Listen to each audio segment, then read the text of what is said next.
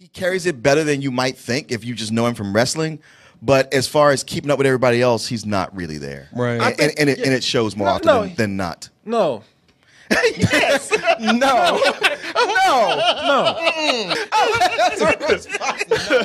No. I don't agree. Therefore, it does not exist. It's your opinion here.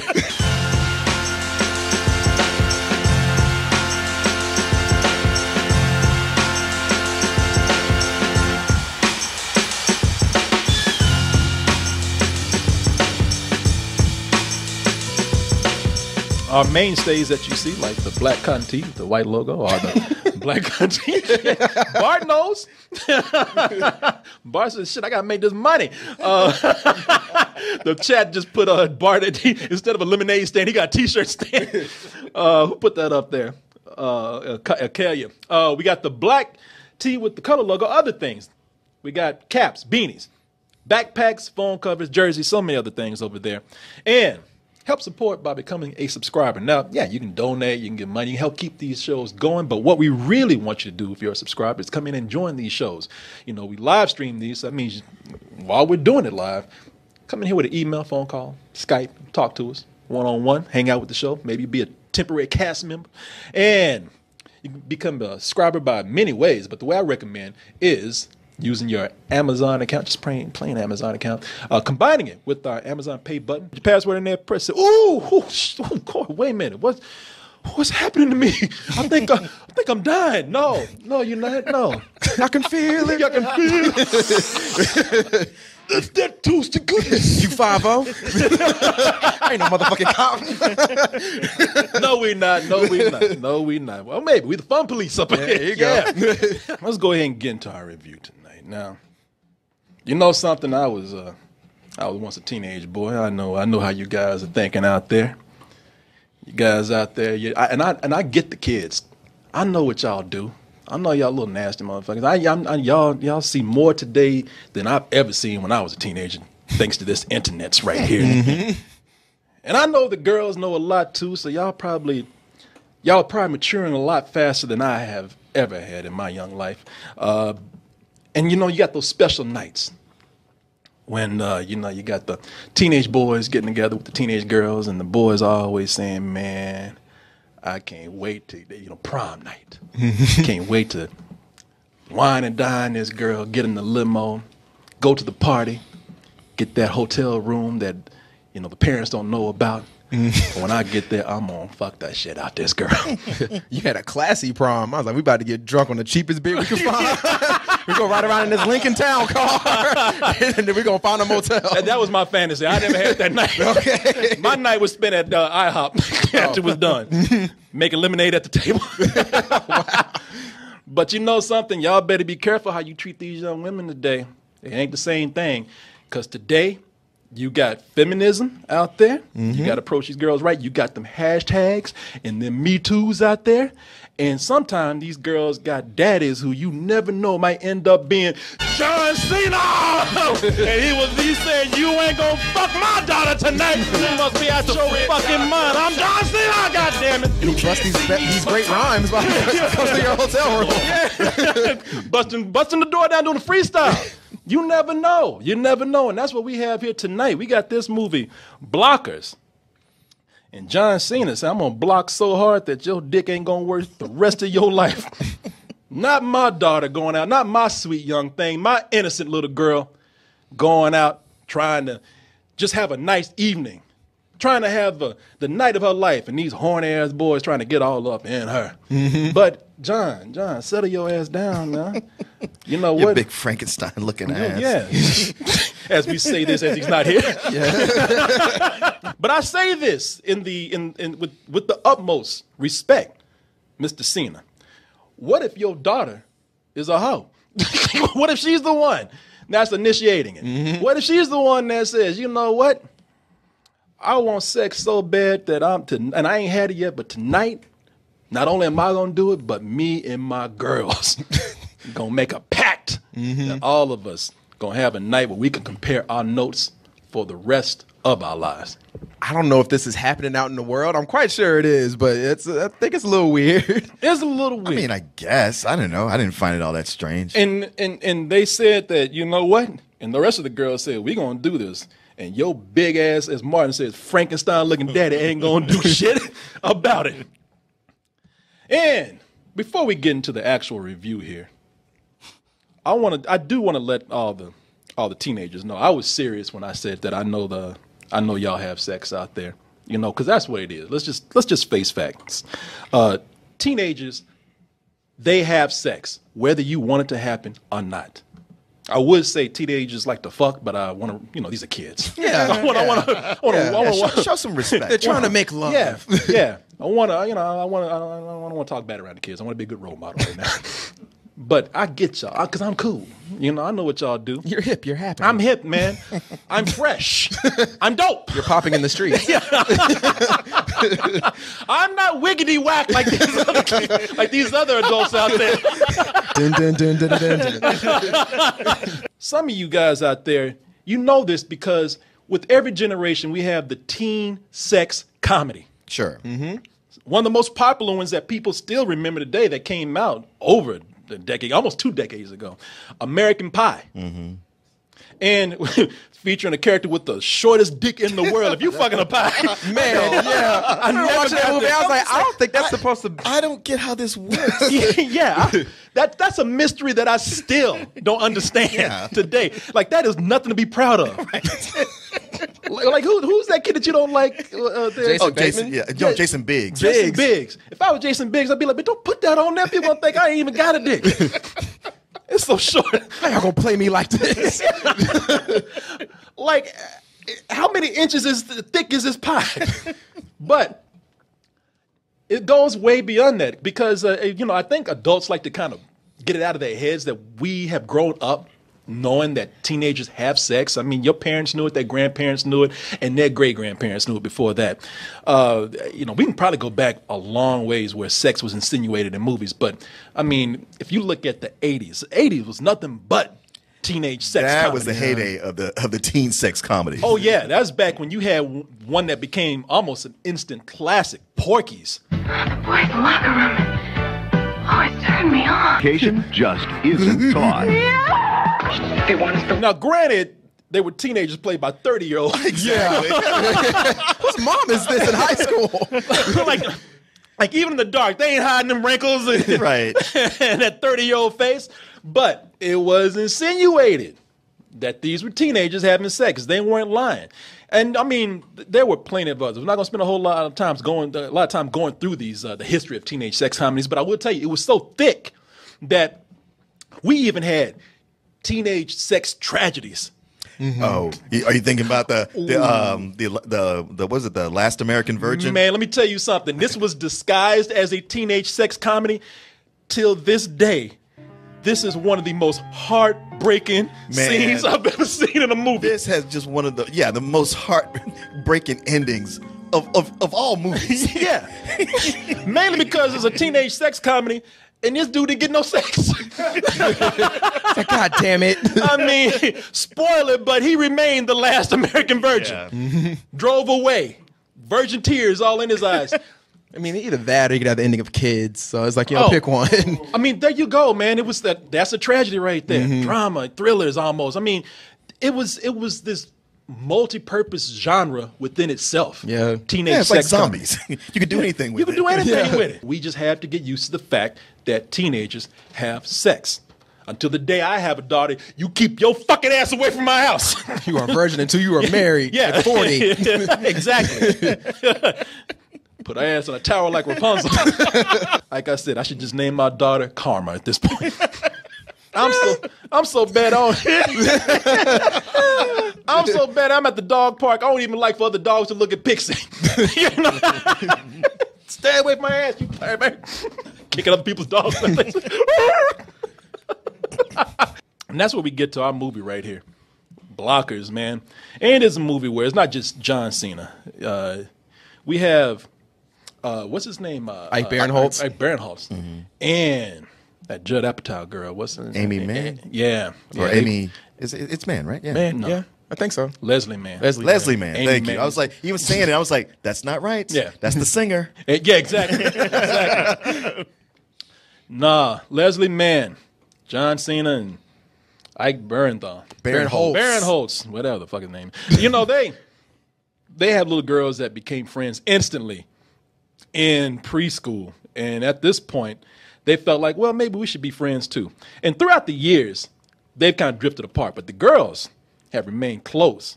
So close to the point that they say, you know what, we all losing our virginity on the same night. So you thought synchronized periods were a thing. We're taking it to the next level right here. So these parents who were not staying so close for various reasons find themselves brought back together, uniting for a single goal, and that is to keep penises away from their daughter's private parts. And that's what makes the movie kind of funny, because they're under this whole impression that these girls are, you know, they're the little girls. Everybody thinks that their daughter's so pure, so nice. So they are shocked to see that they're the ones who are initiating this whole thing. Pretty much all through, I keep wanting to say emoticons, but emojis. So that night they get together with this mission and takes them on this grand adventure to where, even though it seems like things are scary, might even be a tragedy by the end of the night, but hey, maybe the silver lining here will be that they're friends again. And with this, I'm going to go ahead and show you the trailer, the Red Band trailer, because I will say that throughout time, you think that teen sex comedies were risque back then. It seems like every year they are just getting more bold with the language, and even more bold with the nudity, and more bold with telling us that yes, teenagers have sex. That means your old skanky ass son and daughter too. Let's go ahead and take a look at the trailer for Blockers, and then we'll be back with our review. So she's gonna get Rose's kiss and then touch his dick eggplant? What the fuck? This is so messed up. Let me just stop here. This is getting epidemic now. Yeah. Trailers are more and more showing us a movie that we do not see Not at in the all. theater. In fact, they're just showing us trailers that have nothing to do with the movie. John Cena swinging that man up to another level like that, not in the movie. And sometimes you see some shit was like, that would have been cool. That would have been in the neat. movie. You filmed it. Yeah.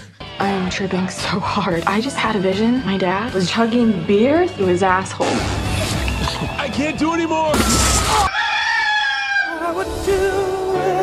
That rooster was not in the movie. How dare they?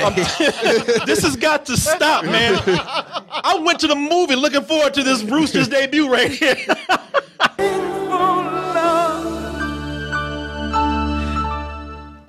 Now, I want to look around the room here, and Martin, I'm not worried about you, Martin. Martin has 2 daughters. His daughters are grown now, you know. At least one is almost grown. One of them gone to college. And Martin, you're a very liberal-minded person. You've had plenty of time to think about, you know, my daughter. It's time for her to do the thing. It's human. It's human, Martin. No, but Martin, you have a smart daughter. You know that she's gonna be responsible, and you've had. That's still his baby, man. Come on, Martin. Honestly, you grow up thinking you're gonna be that way because everything on TV is telling you you're like, oh, I gotta be on, I gotta protect her virginity and all this. And at the while, if you are a smart person who looks around, you're like, wow, that's kind of Oedipal. Or whatever the reverse of that is, to be so on top of it. It's like when you watch Scarface, the way he is like, you can't fuck my sister. It's like, do you want to fuck your sister? Yeah. Because, man, you're being way too protected. Yeah. So there's a point where you're just like, listen, everybody has to go through this cycle of life. Exactly. In other words, Martin has given up. You know, he knows what's going to happen. It's going to happen. It gets to a parent's point. They're just like, well, shit, man. I can't do nothing else, and I'm tired. Now, we've seen movies where the boys are very crass. But this is one where the girls are just putting it all out there. These are girls talking about dicks. They lesbians. They talking about vagina. They talking about oral, anal. I mean, they put it all out there. And they ain't even in college yet. Yeah, man. This is the one half Indian girl. She has the mouth of Jonah Hill from Superbad. And she's like, "You won't be in this and this way." I'm like, Jesus. Oh yeah, and there's even points where you see them insinuating that they doing it. Yeah. And you will look at this and be like, "Damn, I would be proud if my girl goes to prom and just has plain missionary style sex." Please, just be normal. Yeah, if y'all just, she's just on her back and that's it. Nah, Thank God. She grew up on World Star. She ain't doing that. The reason why I didn't want to see this, because I ain't got kids to worry about. And I already given up. Yeah, like I said, I've done so much in my life. I've been so bad. I've done so many things. I just know that my little girl's gonna be a hoe. So for her 1-year-old birthday party, we should just bring G-strings for her. It's a great idea, man. But you know something? No, I'm saying this because I look at this and I'm thinking, all right, I already know what's going on with teenagers. I already know how my life might potentially be. So I'm looking at other things here where I'm saying I don't want to see this film. I don't want to see because of the comedy and the kind of humor that was pitched to us in the trailer. I mean, just that joke alone, John Cena drinking beer through his ass. On the count of 3. 1, go! Childish. Just childish. And if that's the kind of humor that I got to deal with through this movie, throughout this film, then you know what? I can pass already. The other thing with this that made me want to not see this film is that this is directed by the woman that wrote Pitch Perfect. Now, I haven't seen Pitch Perfect, but I've seen Pitch Perfect 2 and 3. No, don't forget those. The first one's good. Okay. Yeah. Well, yeah, anything Pitch Perfect to me is just not that great a selling point. But after seeing this, in the director in the director here, Kay Cannon, you should look her up. And the reason why I want to bring up her name is because you hardly get women going in and directing these kind of raunchy comedies. And although this was written by 5 men, I could tell. It shows. It shows. Mm-hmm. But I think it shows in a way that I was surprised that it was men who wrote this. And I think having a woman on board still brought a female point of view that made the movie interesting. For one, I feel like watching these girls in the movie, who I think are very talented, that as far as actresses go, and as far as being characters in this movie, that the blonde girl is Catherine Newton, the girl that you were talking about, the half Indian girl who plays John Cena's son. I don't know if I can say her name right, but John Cena's daughter. John Cena's daughter, Geraldine Viswanathan, and then you had Gideon Adian. These girls I had to mention because they're very talented.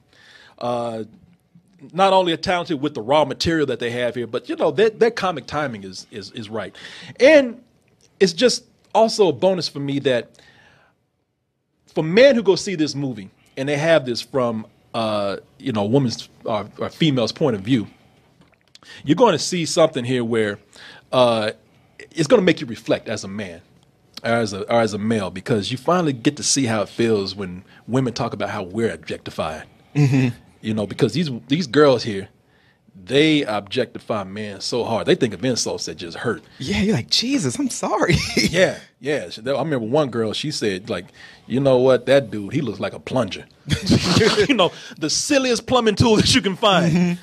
I will tell you this, I don't want to hear you women out there talking about how men celebrate sex after it's done. Mm-hmm. Because at least we wait till the job is done. These girls in this movie right here, they start celebrating for sex they ain't even got yet. So I want to go to prom, get drunk, get potted up on weed, and lose my goddamn virginity. We're gonna have the same first time sex anniversary. We can go to dinner every year and commemorate it. Breadsticks for life, bitch. It's just a milk cafeteria. Yeah, fucking high five. This is they show that these. I like that the way they do this. They do it in a tasteful way. They show that these girls can be just as nasty and raunchy as the guys, but they also do it in a way where they show that these girls and kids in general can go in and just celebrate their sexuality and explore their sexuality by being nasty, but also even though they're being nasty, they still appear somewhat responsible. It gets to a point where you are uncomfortable hearing them say that as an adult, and then you just kind of go with it, because as the movie goes along, they do manage to toe that line and keep a good balance of these girls being this way, but also being somewhat responsible. I appreciated that in the film. Mm-hmm. Well, plus they're talking big, but they're all virgins, so they're all kind of dorky also. one of the things that this does that we have never really seen with a teen sex comedy before is that the adults, while being corny and stuffy and sticking ass kind of parents and adults, you still are getting the parents' point of view as they do this, which you haven't really seen before. They played the parents as killjoys, the adults as these the people who just want to ruin everybody's fun, almost the villains in movies. And here, you were getting these. They go back and forth between the kids and right down to the parents going on this adventure, and it's the kind of the chemistry between them as the night goes along with these people who had never.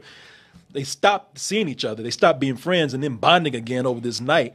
It was kind of fun to watch. And they had characters that I'm not even crazy about. What's his name? Ike Barinholtz.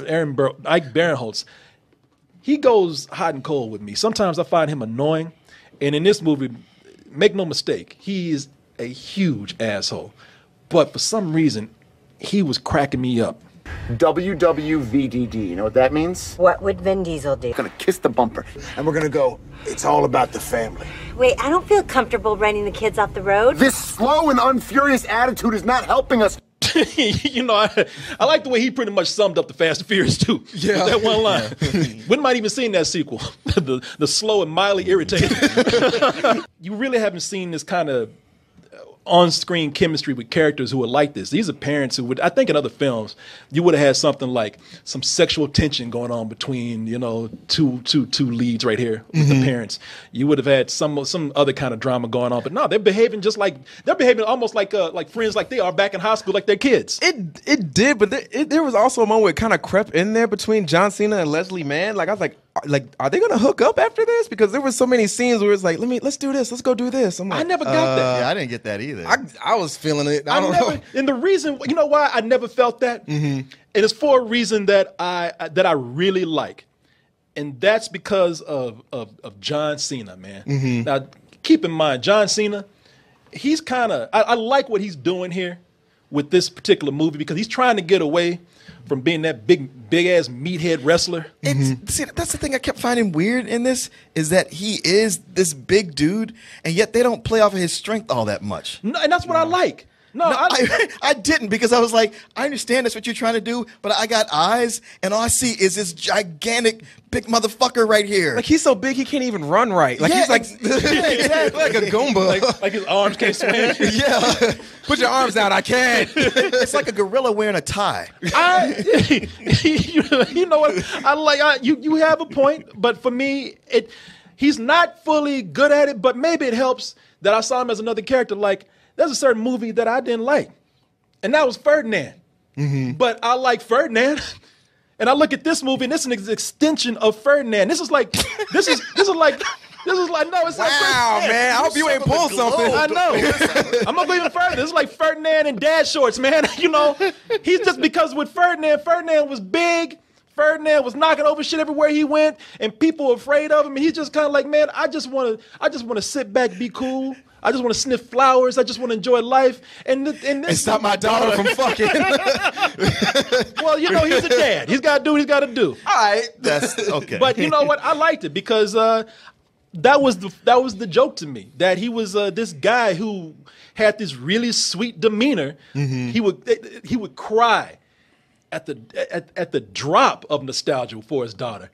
And I like that he had the personality that was in contrast with his size. I like that they dressed him up in that nerdy-ass button-down shirt right there. Now, the only reason why I don't think it worked 100%, he's trying. He's trying to be the White Rock. The White Rock. He's trying to creep up on that whole thing of being the big-ass, sweaty wrestler with charm. I even think today if John Cena and Dwayne Johnson got in the ring together, they wouldn't even throw blows. They wouldn't fight. They just try to out-charm each other. He carries it better than you might think if you just know him from wrestling. But as far as keeping up with everybody else, he's not really there. Right. And it shows more often than not. No. Yes. No. Now, see, you say that. See, you. No. I don't agree. Therefore, it does not exist. Your opinion here. No, I'm actually agreeing with you. Oh, okay. Like when you just you jumped on it, you so used to me disagreeing no. with you. You said no. No. Yeah, you pulled a Patrick Gertz on me. No. No, Martin. I agree. Yes, we have no bananas. Because he doesn't have the same chops as everybody else, he spends a lot more time mugging. What I was going to say, Martin, now just hold on. Now, let's stop. And making faces. See, Okay. they so defensive. Just sit down. Martin, what I was going to say was, no, he's not ready. Martin jumping the gun. He think I want to attack so bad. Martin, I'm not here to fight with you. Martin, I'm not here. Oh, is that why you interrupted me to say that? No. Yes. Yes. It is not. But no, Martin, he's not ready. But I'm willing to. That really did sound like an attack. You did. No! Sit yours! That's me coming over with a chair like wrestlers do. No! And then I have to flop. No, he's not ready, but I think he's not terrible. No, and he's not terrible. It's at a point where it's like, man, you got by with this movie. You get a C+. There's a lot of things going on in this movie that just don't work, and most of them are technical. And the director here, as I said, Kay Cannon. Kay Cannon, yeah, I think she is able to work with actors well.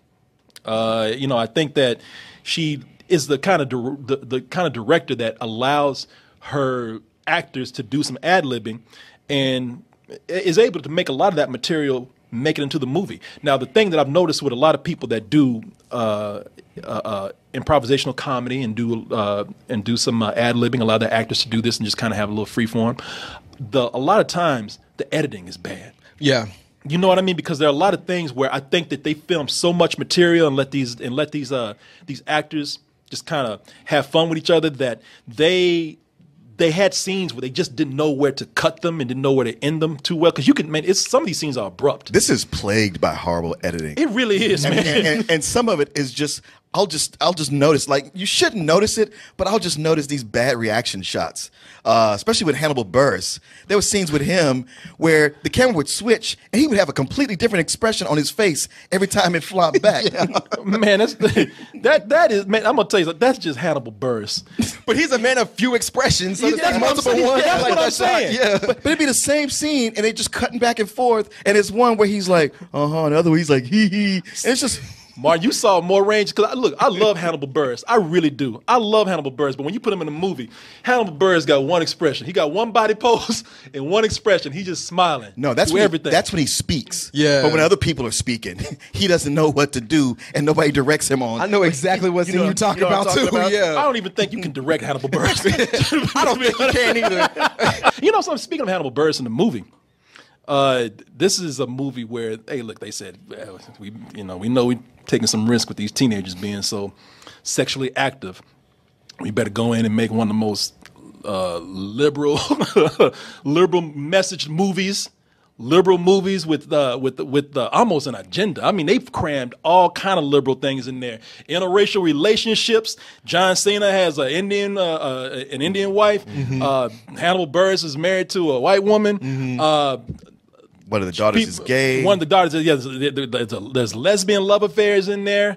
As much as it should have felt like a crowbar the whole time, I felt appreciative that it was there. Mm-hmm. I was like, this movie is so crude. I'm glad that somebody has an eye on keeping some kind of balance here. Yeah, there was a moment where the movie stopped to give a speech, and it was a feminist speech. And at first, I was like, wow, man, y'all really stopped to pull out this soapbox, give this girl a bullhorn, and let her go on this feminist agenda right here. And even though I respect the message, it just didn't seem to fit until it actually worked into a joke.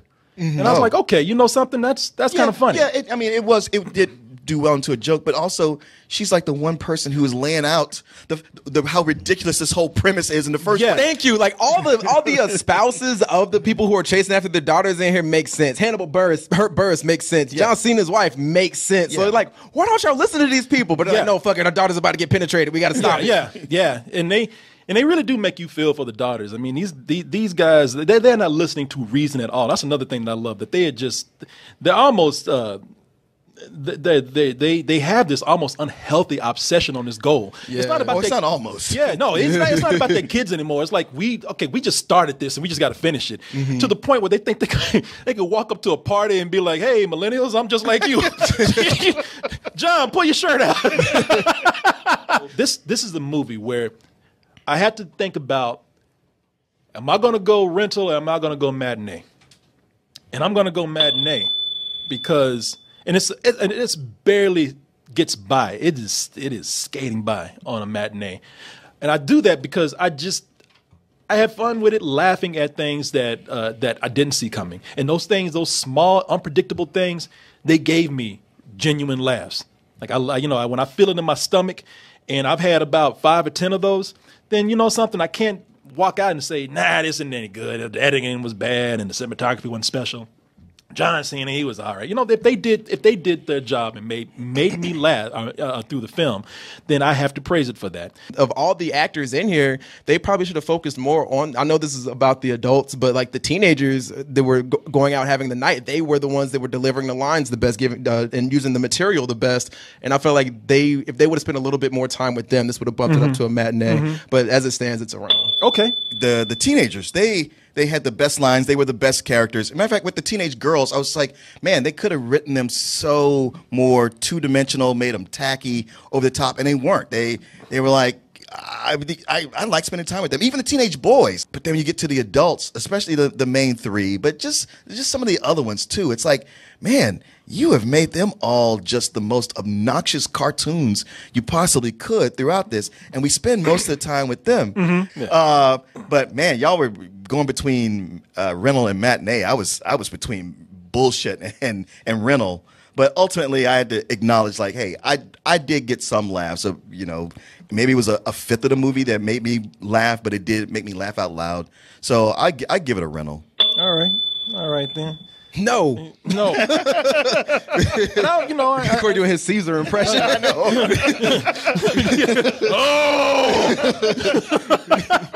And it could be. I'm not going to sit up here and say that their opinions weren't swayed by anything, but man, I would like to know what it would be like if we had saw this at a different theater with a different audience. We sat between some of the most obnoxious ass people tonight, who clearly have never left their house before.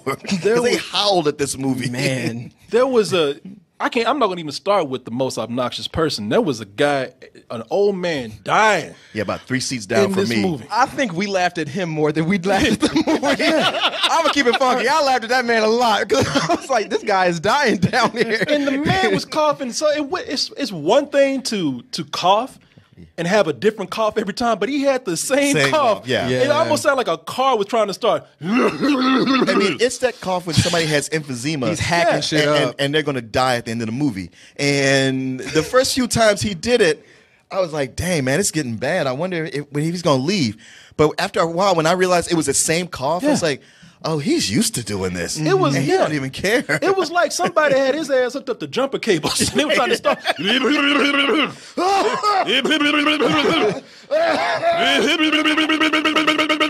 Is he choking? What's going on? I was expecting him to actually start running. Maybe we give it time, he'll just drive away.